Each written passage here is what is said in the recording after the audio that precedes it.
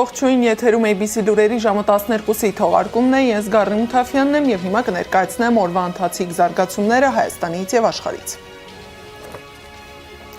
Սուտ մատնություն ու ձերբակալություն, ինչի համար են ձերբակալել կաթողիկոսի եղբորն ու եղբորորդուն։ Ինչ է պետք անել զինված ուժերում իրական փոփոխությունների հասնելու համար, ինչ է առաջարկում փորձագետը։ Հովհաննավանքյան երկրորդ ձախողումը կամ գործող իշխանության ֆիասկոն, որն է լինելու Փաշինյանի հաջորդ քայլն ու ինչին պետք է պատրաստ լինի հանրությունը։ Երևան յուրաքանչյուր քար պատմություն է, պատմությունը խեղաթյուրող հերթական ադրբեջանական գիրքը, ինչ շնորհանդես է տեղի ունեցել Բաքվում։ Պատերազմ, սոցիալ-տնտեսական անբարենպաստ վիճակ, դեպրեսիա ու ագրեսիա, ինչով է պայմանավորված ընտանեկան բռնության աճը Հայաստանում։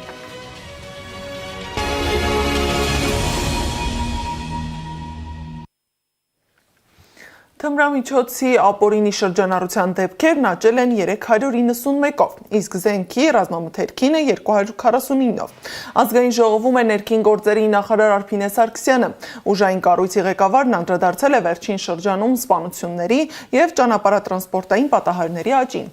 Ըստ նախարարի, հանրապետության մակարդակով գերակշիռ է կենցաղային բնույթի սպանությունները։ 2025 թվականի 9 ամիսների հաշվարկով մենք գրանցված հանցավորության ընդհանուր պատկերում ունենք լատենտային համարվող հանցագործությունների բացահայտման էական աճ, այսինքն այն հանցագործությունները, որոնք 2024-ին, 23-ին հիմնականում եւ նաեւ նախորդ տարիներին եղել են լատենտային հանցագործություններ, 25 թվականի 9 ամիսների կտրվածքով մենք ունեցել ենք բացահայտումներ եւ ըստ այդմ հանցավորության ընդհանուր գրաֆիկում այս խումբ հանցագործությունները նկատվում են աճի տեսքով։ Այս համատեքստում Դոլչե Վելե պարբերականն ուսումնասիրել է Հայաստանում բռնության աճի պատճառները։ 2024 թվականին Հայաստանում գրանցվել է ընտանեկան բռնության դեպքերի կտրուկ աճ։ Այս միտումը շարունակվել է նաև այս տարի։ Մարդու իրավունքների պաշտպանները սա ամենից հաճախ կապում են 2020 թվականի 44-օրյա պատերազմի հետ։ Հայաստանի Հանրապետության գլխավոր դատախազության վիճակագրությունը ցույց է տալիս ընտանեկան բռնության աննախադեպ 168% աճ 2024 թվականին։ Ֆիզիկական բռնության ամենատարածված ձևի դեպքերի թիվը 2024 թվականին աճել է 151%-ով, մինչդեռ ընտանեկան բռնության պատճառով սպանությունները 2023 թվականի 3-ից 2024 թվականին հասել են 13-ի։ Սա ամենաբարձր ցուցանիշն է 2018 թվականից ի վեր։ Բռնության աճը, որը դրսևորվում է 3-ից 5 տարի անց, կապված է ինչպես հետտրավմատիկ սթրեսային խանգարման, այնպես էլ պատերազմի սոցիալ-տնտեսական հետևանքների, հետևողական և զարգացած աջակցության համակարգի բացակայության հետ։ Շատ տղամարդիկ ծառայել են բանակում, ականատես են եղել զինված հակամարտության, բայց երբեք որևէ աջակցություն չեն ստացել։ Կանայք միշտ հաշտվել են գոյատևման անհրաժեշտության և վախի հետ, տարիներ շարունակ լռելով և այժմ կորցնելով ամեն ինչ բախվում են նյութական ու տնտեսական դժվարությունների։ Այս բոլորը գործոններ են, որոնք ազդում են դեպքերի ծանրության վրա։ Զուգահեռ Հայաստանում աճում է կալանավորվածների թիվը։ Քննչական մարմինը ձերբակալել է կաթողիկոսի եղբորը 68-ամյա Գևորգ Ներսիսյանին եւ որդուն Համբարձում Ներսիսյանին։ Փաստաբան Արա Զոհրաբյանը գրել է, որ ցուցմունքներ են տվել, ներկայացրել են տեսագրությունը քննիչին։ Սպասում են, թե ինչ որոշում կընդունեն։ 12 ժամվա ընթացքում պետք է դատարան դիմեն կալանքի համար կամ ազատ արձակեն։ Ավելի վաղ փաստաբանը պատմել էր եղելությունը, հրապարակելով տեսանյութ։ Նրա խոսքով վաղաշաբաթ խոշորացված համայնքում Հանրապետություն կուսակցության թեկնածու Հարություն Մկրտչյանը գրառում է արել, որով հայտնել է, թե նոյեմբերի 1-ին ժամը 16:10-ի սահմանում կաթողիկոսի եղբայրը Գևորգ Ներսիսյանն իր որդիների հետ իբրև խոչընդոտել է նախընտրական քարոզչությանը։ Ներսիսյաններին մեղադրում են խուլիգանության եւ քարոզչությանը խոչընդոտող արարքներ կատարելու համար։ Իրականում չկա նույնիսկ հանցագործությանը նմանվող դեպք։ Դեպքը տեղի ունեցել այսպես. Համբարձումը նոյեմբերի 1-ին ժամը 14:40-ի սահմանում իր տան դարպասի դիմաց կանգնած է եղել։ Իրեն է մոտեցել մի մարդ եւ առաջարկել է մասնակցել Հանրապետություն կուսակցության ժամը 16-ի հանդիպմանը։ Համբարձումը հրաժարվել է։ Նշված մարդը փորձել է համոզել, խոսել են, այնուհետև մոտեցել է Համբարձումի հայրը Գևորգ Ներսիսյանը։ Երեքով խոսել են եւ խաղաղ բաժանվել։ Այս ամբողջը տեսագրված է։ Այս հանդիպումը եղել է Ներսիսյանների տան դիմաց, ավելի վաղ, քան Հանրապետություն կուսակցության կառավարության նախընտրական հանդիպումը։ Հարգելի քննիչներ, եղբայրաբար հորդորում եմ՝ մի թույլ տվեք ոչնչացնել ձեր կառույցի հեղինակությունը եւ տարիների ձեռքբերումները։ Չի կարելի նման սուտ մատնություններով մարդկանց հասցնել կալանքի։ Այս ամեն ինչը ժամանակավոր է։ Զուգահեռ պարզվում է, որ Գյումրիի քաղաքապետ Վարդան Ղուկասյանն ապօրինի է գտնվում անազատության մեջ։ Քաղաքապետի պաշտպանական թիմը հայտարարել է, որ քննիչը նոր որոշում է կայացրել այլընտրանքային խափանման միջոցների համակցություն ընտրելու վերաբերյալ։ Համապատասխան միջնորդություններն իրավասու սուբյեկտներն ուղարկել են դեռ մի օր առաջ, բայց դեռևս արձագանք չկա, հայտնել է պաշտպանական թիմը։ Իսկ դոկ կուսակցության ղեկավար Վարդան Ղուկասյանը, որն իր լիազորությունները փոխանցում է փաստաբան Լևոն Բաղդասարյանին, այդ մասին հայտարարություն է տարածել, ասելով, որ նրան տալիս է բացառիկ իրավունքներ ներկայացնելու իր եւ կուսակցության շահերը բոլոր հարթակներում։ Բաղդասարյանն այսուհետև նաև զբաղեցնելու է նախընտրական շտաբի պետի պաշտոնը։ Օրեր առաջ ես հանդես եկա կոչով բոլոր քաղաքական ուժերին միավորելու հանուն պետության եւ ժողովրդի։ Մինչեւ 2025 թվականի դեկտեմբերի 1-ը այդ ուժերին տալիս եմ դիվանագիտական անձնագիր կողմնորոշվելու եւ միանալու մեր համահայկական շարժմանը։ Դեկտեմբերի 1-ից հետո հանրության դատին կներկայացնեմ դոկ կուսակցության ընտրություններին մասնակցող 131 падգամավորական միասնական թեկնածուների անվանացանկը, կառավարության կազմը Հայաստանի Հանրապետության նախագահի թեկնածուին։ Որոշված է դեմոկրատիա, օրենք, կարգապահություն կուսակցությունը ընտրությանը մասնակցելու է դաշինքով, ասված է Ղուկասյանի հայտարարության մեջ։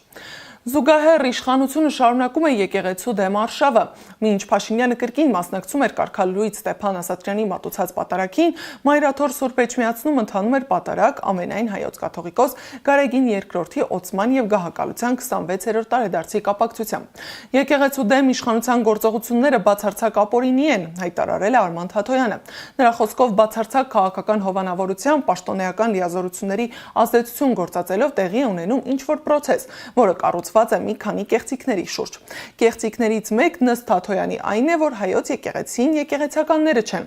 Դա բացարձակ այդպես չէ, ապա տեղեկություն է ու այսօր անօրինական գործողությունների շղարշներից մեկը, քանի որ եկեղեցին նախ եւ առաջ եկեղեցականներն են։ Իսկ падգամավոր Լիլիթ Գալստյանը համոզված է, որ հովանավանքը լինելու է գործող իշխանության ֆիասկոն։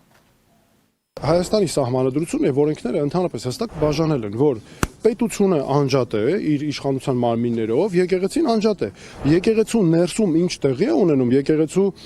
եկեղեցական ընտրություններ, բարձրաստիճան հոգեվորականների նշանակում, ձեռնադրում, կարգալույծ անելու հարցեր եւ այլն, դրանք հայոց առաքելական եկեղեցու ներքին գործն է եւ մեր օրենքը սահմանել է, որ այդ բոլոր հարցերին պետությունը իրավունք չունի խառնվել, ավելին պետությունը ճանաչում է ինքնուրույնությունը եկեղեցու, ինքնավարությունը եւ եկեղեցին գտնվում է պետության պաշտպանության ներքո։ Իսկ կարծում եմ, իսկ խորապես համոզված եմ, ոչ թե կարծում եմ, որ իշխանությունը հատկապես Նիկոլ Փաշինյանի գլխավորությամբ պարզապես ֆիասկոյի է մատնված եւ սա իրենց վերջնախաղն է։ Սա իրենց վերջնախաղն է եւ այդ վերջնախաղի այդ ցայտնուտի մեջ հայտնված մոլագար հիստերիայի մեջ հայտնված քաղաքական ուժի վարկագիծ են դրսևորում եւ անցնող այսպես պատարակը, որ տեղի ունեցավ Հովանավանքում դրա լավագույն ցուցիչներ, որովհետեւ այնտեղից հանենք բազմագույն բերետավորներին, վարչական ռեսուրսը եւ նաեւ որոշ մոլորիալներ, այնտեղ հասարակություն չկար եւ ավելի քան ակնհայտ է, որ հայ հասարակությունը գոնե ճնշող մեծամասնությունը չի կիսում այս վարկագիծը, որը ոչ միայն ապազգային, հակազգային, այլև բարոյապես պիղծ վարկագիծ է։ ՀԱԿ փոխնախագահ Լևոն Զուրաբյանն էլ կարծում է, որ Փաշինյանի երկրորդ հովանավանկյան ձախողումը նրան միևնույնն է չի կանգնեցնելու։ Զուրաբյանը համոզված է, որ ժողովուրդը չի կարող սատարել մի գործընթացի, որի նպատակն ամենևին հոգևոր առողջացումը չէ, այլ կեղծ փարիսեցիական պայքար է հայկական ինքնության դեմ մարտնչող Փաշինյանի անձնիշխանության համար, որը տեղի է ունենում սահմանադրության եւ օրենքների կոպտագույն խախտումներով եւ սպառնում է մեր քաղաքացիական ազատություններին։ Հիմա արդեն ուրիշ ելք չունի, քան գործել բռի ոստիկանական մեթոդներով։ Պետք է պատրաստվել դրան, գրել է Զուրաբյանը։ Նա լարեց մարդահավաքման իր ամբողջ ռեսուրսը, բայց ստացավ ավելի խղճուկ արդյունք, քան անցյալ շաբաթ էր, հրապարակ բերելով բավականին մարգինալ եւ նույնքան ագրեսիվ զանգված։ Նա կգերադասեր Մայր աթոռի գրավումը կատարել ժողովրդական շարժումով, զանգվածների օգնությամբ կարգել ժողովրդական կաթողիկոս եւ տապալել վեհափառին ժողովրդի պորտկումով, բայց արդեն ինքն էլ հասկացավ, իր քարոզչական արշավանքը տապալվել է։ Իդեպ Հայաստանի անձնագրերում մուտքի ու ելքի նոր կնիքն է դրվում առանց Արարատ լեռան պատկերի։ Հիշեցնեմ, որ ամիսներ առաջ Փաշինյանը խոստովանել էր կնիքից ազգային խորհրդանիշ լեռան պատկերը հանելը սեփական նախաձեռնությունն է եւ որ Հայաստան-Թուրքիա բանակցությունների ժամանակ երբևէ նման հարց չի քննարկվել։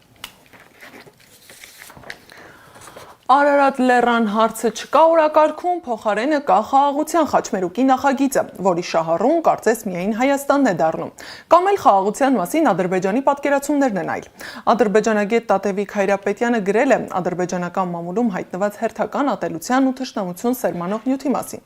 Հայաստանի Հանրապետության պատմությունը խեղաթյուրող գրքի շնորհանդես է տեղի ունեցել։ Թելման Գասիմով անունով մի ադրբեջանցի գիրք է գրել հետևյալ վերնագրով՝ Երևան յուրաքանչյուր քար պատմություն։ Ըստ ադրբեջանական լրատվամիջոցների գիրքը ներառում է Հեյդար Ալիևի եւ Իլհամ Ալիևի տարբեր ժամանակներում արված ելույթներից հատվածներ, որտեղ շեշտում են, թե իբր հայերը օկուպացրել են ադրբեջանական տարածքներ ու իրականացրել են էթնիկ զտում։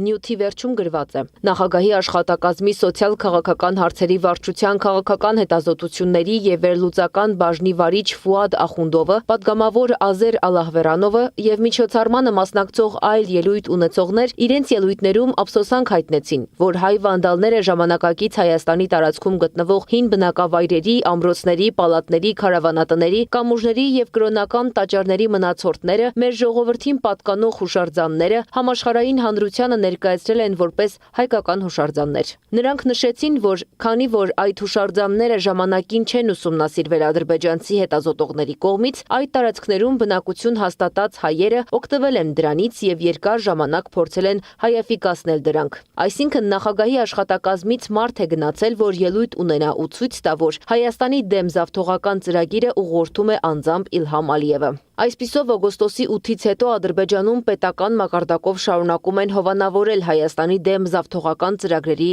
ռոպագանդան։ Անում են դա ագրեսիվ կերպով, թեթև թաքուն, բայց հստակ ինստիտուցիոնալ ձևով։ Իսկ այս ընթացքում պաշտոնական Երևանը պնդում է, որ խաղաղությունը հաստատված է ու թուլացնում է զգոնությունը։ Կրճատում է ռազմական բյուջեն, պարտադիր զինվորական ծառայության ժամկետը։ Իսկ փորձագետները ահազանգ հնչեցնելուց բացի ներկայացնում են հստակ առաջարկներ։ Տիգրան Աբրահամյանի խոսքով զինված ուժերում իրական փոփոխությունների հասնելու համար պետք է վերանայել ներդրված ատեստացիայի համակարգը։ Այն հանգամանքը, որ ատեստացիային մասնակցած զինծառայողների 40%-ից ավելին չի հաղթահարում դրական շեմը, արդեն իսկ խոսում է զորքերում առկա մարտական պատրաստության մակարդակի մասին։ Սակայն զինծառայողների համապատասխան մարզավիճակի համար պատասխանատուները անհրաժեշտ հետևություններ անելու փոխարեն երկրորդական շատ հաճախ պոպուլիստական նախաձեռնությունների վրա են կենտրոնանում, գրել է պատգամավորը։ Կարծում եմ, որ որպես հրատապ քայլ երկու ուղղությամբ պետք է աշխատել բազային աշխատավարձի եւ մարտական հերթապահության գումարների բարձրացման ուղղությամբ։ Այդ փողի մի մասը պետք է նախատեսել ատեստացիայի գումարի նվազեցման, մյուս մասը բյուջեի լրացուցիչ ներարկումների միջոցով։ Ատեստացիայի փողը պետք է ենթարկել տրամաբանական վերաբաշխումների, իսկ Պաշտպանության նախարարությունն իր կենտրոնական ապարատի ջանքերը կենտրոնացնի զորքերի մարտունակությունը համապատասխան մակարդակի բերելու ոչ ձևական միջոցառումների իրականացմամբ եւ վերահսկմամբ։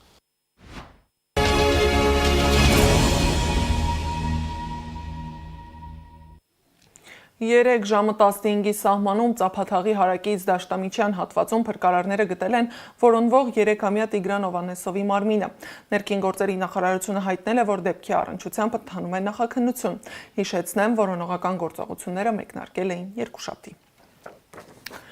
Երեկ Հաղարծին վանական համալիրի մոտակայքում ավտոբուս է շրջվել։ Ավտոբուսում Վալերի Բրյուսովի անվան պետական համալսարանի ուսանողներ են եղել։ Հողի փլուզում է եղել Հաղարծինից վերադարձի ճանապարհին, խցանում է եղել եւ ավտոբուսը ձորն է ընկել։ Գործընկերոջս հայտնել է Բուսվոյաժ ընկերության աշխատակիցը։ Ավտոբուսի վթարի պատճառով բուժօգնության դիմաց 30 տուժածից 20-ը անհրաժեշտ հետազոտություններ անցնելուց եւ բուժօգնություն ստանալուց հետո դուրս են գրվել։ Վիրահատված քաղաքացու առողջական վիճակը կայուն ծանր է, գտնվում է բժիշկների վերահսկողության տակ։ 9 տուժած բուժօգնությունը ստացել է Երևանում։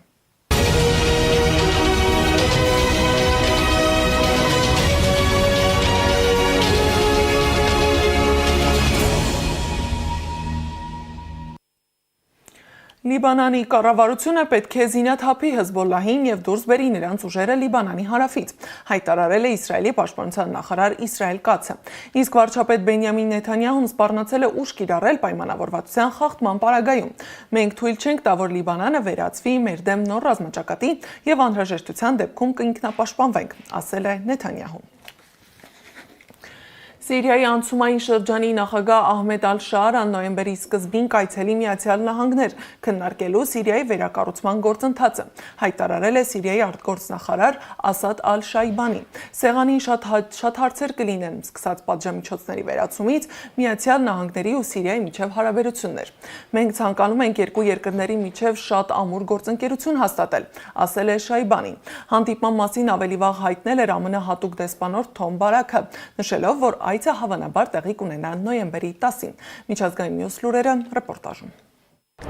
Միացյալ Նահանգներն իր հզոր նավերն ուղարկել է Վենեսուելայի ափերի մոտ Կարիբյան ծովում զորավարժություններ անցկացնելու։ Նրանց է միացել նաև USS Gettysburg հածանավը ուժեղացնելու Կարիբյան ծովում գտնվող ամերիկյան մեծ զորակազմը։ Կարիբյան ծովում արդեն գործում է 1 հածանավից, 3 ականակրից, առափնյա պահպանության մարտական նավից եւ միջուկային հարձակողական սուզանավից բաղկացած զորակազմ։ Նավերից յուրաքանչյուրը եւ սուզանավը կրում են տոմահավք թևավոր հրթիռներ։ Բացի այդ, շրջանում է գտնվում նաև 3000 ծովային հետևակ տեղափոխող 3 խոշոր դեսանտային նավերից բաղկացած խումբ։ Միացյալ Նահանգների սպառնալիքների ֆոնին Վենեսուելայի նախագահ Նիկոլաս Մադուրոն Ռուսաստանից, Չինաստանից եւ Իրանից օգնություն է խնդրել, գրում է The Washington Post-ը հղումանելով գաղտնի փաստաթղթերի։ Փաստաթղթերի համաձայն Մադուրոն Ռուսաստանից խնդրել է հրթիռներ, ռադարներ եւ արդիականացված ինքնաթիռներ։ Ռուսաստանի առաջնորդին ուղված նամակն ուղարկվել է Կարիբյան շրջանում ամերիկյան ուժերի կուտակման կապակցությամբ։ Փաստաթղթերի համաձայն Վենեսուելայի իշխանությունները նաև ռազմական օգնություն եւ սարքավորումներ են խնդրել Չինաստանից եւ Իրանից։ Չինաստանի ղեկավար Սի Ցզինփինին ուղված նամակում Մադուրոն խնդրել է ռազմական համագործակցության ընդլայնում Միացյալ Նահանգների եւ Վենեսուելայի հարաբերությունների սրմանը հակազդելու համար։ Դոնալդ Թրամփը խոսել է իր ռուս եւ չինացի գործընկերների մասին։ Երկուսն էլ կոշտ, խելացի եւ շատ ուժեղ առաջնորդներ են։ Նրանց հետ չի կարելի խաղալ։ Նրանց պետք է լուրջ վերաբերվել, ասել է Թրամփը Պուտինի ու Սի Ցզինփինի մասին։ Թեհրանը կվերականգնի իր միջուկային օբյեկտները, հայտարարել է Իրանի նախագահ Մասուդ Փեզեշքյանը։ Շենքերի եւ գործարանների ոչնչացումը մեզ համար խնդիր չի ստեղծի։ Մենք կվերականգնենք դրանք եւ ավելի լավը կդարձնենք։ Այդ ամենի նպատակը ժողովրդի խնդիրները լուծելն է, պետական լրատվամիջոցներին ասել է Իրանի նախագահը։ Նա հավելել է, որ երկիրը չի ձգտում միջուկային զենք ունենալ։ Հիշեցնենք, հունիսին Միացյալ Նահանգները հարվածներ էր հասցրել Իրանի միջուկային օբյեկտներին, որոնք ըստ Վաշինգտոնի միջուկային զենքի մշակման ուղղված ծրագրի մի մասն էին։ Վրաստանը չի մասնակցի Եվրանեստի խորհրդարանական վեհաժողովի նիստերին, այս մասին հայտարարել է Վրաստանի խորհրդարանի խոսնակ Շալվա Պապուաշվիլին։ Ակնհայտ է, որ Եվրախորհրդարանը Եվրանեստի հարթակը վերածել է շանտաժի գործիքի եւ իր նեղ քաղաքական օրակարգը հարևան երկրներին բռնի կերպով պարտադրելու միջոցի, գրել է Պապուաշվիլին։ Նա հավելել է, որ վեհաժողովն անտեսում է վրաց ժողովրդի կամքը, նպատակ ունենալով չեղյալ հայտարարել երկրի ընտրությունները եւ կասկածի տակ դնելով Վրաստանի ժողովրդավարական ինստիտուտները։ Լուվրի կողոպուտը կատարել են Փարիզի աղքատ թաղամասի մանր հանցագործները, այլ ոչ թե կազմակերպած հանցավոր խմբերի պրոֆեսիոնալներ, հայտարարել է Փարիզի դատախազ Լոր Բեկոն։ Նրա խոսքով ձերբակալվածները նախկինում դատապարտված են եղել մանր գողության համար։ Ներկայում կալանքի տակ է 4 մարդ։ Ավելի վաղ հաղորդվել էր 7 ձերբակալվածի մասին, սակայն 3-ն ազատ են արձակվել։ Հիշեցնենք, որ աշխարհի ամենաայցելվող թանգարանի կողոպուտն իրականացվել է հոկտեմբերի 19-ին։ 4 անձինք բոլորի աչքի առաջ թանգարանից գողացել էին 88 միլիոն եվրոյի զարդեր։ Հանցագործները թանգարան էին մտել պատուհանից սանդուղքով։ Պերուի հյուսիսում հայտնվել է Հռոմի պապ Լևոն 14-րդի 5 մետրանոց արձանը։ Հռոմի պապը երկար տարիներ ապրել է հարավամերիկյան այս երկրում։ Զարա Սարգսյան, Նոնա Գևորգյան, ABC Media։ Այսքանն էին այս ժամի գլխավոր լուրերը, ես Գառնի Մութաֆյանն եմ, շնորհակալություն ուշադրության համար։ Լուրերի հաջորդ թողարկումը եթերում կլինի ժամը 15-ին, տաղավարում կաշխատի իմ գործընկեր Սվետլանա Պետրոսյանը։ Բաժանորդագրվեք YouTube-ի մեր ալիքին, հետևեք մեզ Facebook-ում, Telegram-ում, WhatsApp-ում, Instagram-ում ու TikTok-ում կամ այցելեք մեր